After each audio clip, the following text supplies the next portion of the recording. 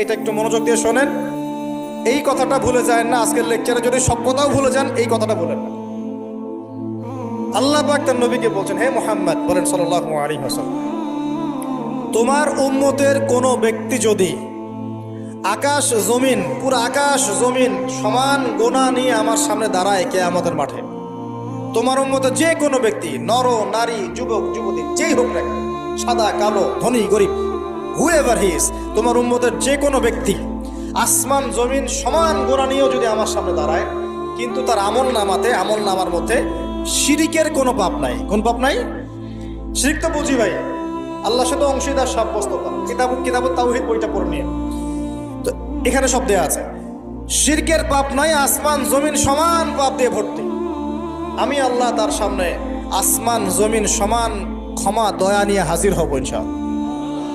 মানে আল্লাহ পাক তাকে মাফ করে দিবেন ইনশাআল্লাহ।